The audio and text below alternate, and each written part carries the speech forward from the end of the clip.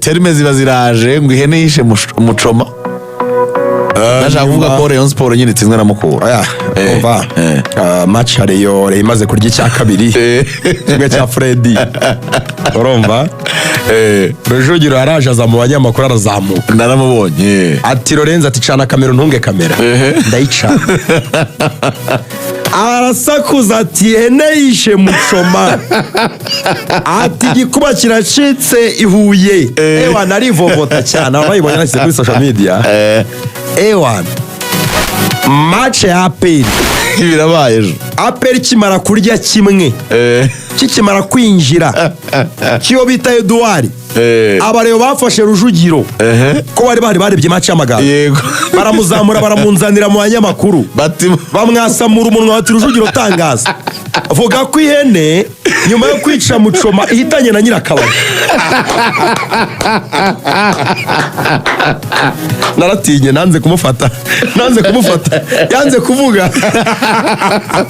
yabaye nk'uwumye ntabwo mu majyepfo urugendo rwabahiriye ariko Action Clear turi kumwe neza cyane ikaba ikomeje kutuzanira rwose ibyiza byose. Ejo twari Huye twarimo dutembera umujyi wa Huye turi mu modoka ya Muchina Ruvuyanga ari witwaye tujya mu Kinamba cyahoze yitwa niba ari Jemeka ndahabona Murengeni ari hafi na Foko urahabona ndahabona tujya koza imodoka tugezeyo turavuga tuti rero ntabwo muri mwogesha imodoka isabune y'ibyamvagara niba mudafite isabune ya ewana abanamba bose rero tuzengurutse bahise bavuga ngo Action Clear ndabemeye cyane nabahe nabanamba harimo bita Rasta ufite amadred rocks ashaka amazi imyaka 300 ngo atangiye ku mustari hari yihuye hari muri kira kinamba cyari ya Jemeka muri 92 ngo atangiye ku mustari ari umunsi aracyari umustari dread yarafite niza afite mwita Rasta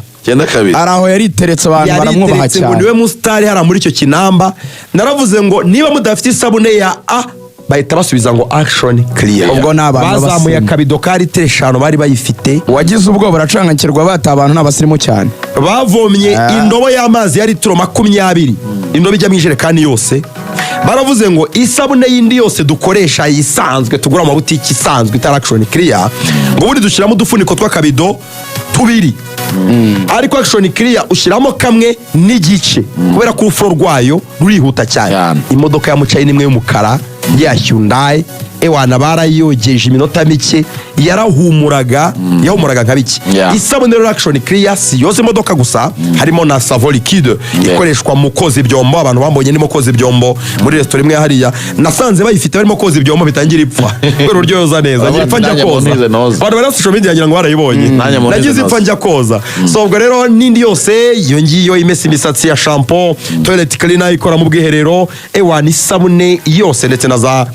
tije zimesa imyenda amasabune bwoko bwose barafite muri Action Clear hanyuma rero abacuruzi banini mujye kurangura uko muzagenda muyirangura tuzagenda turangira abanyarwanda aho mukorera namwe mu byungukiremo cyane iyi ni isabune nzizibereye abanyarwanda kwirangura murahamagara kuri nimero ngiye kubabwira muyandike mwitonze ushaka ikaramu n'urupapuro wandika nimero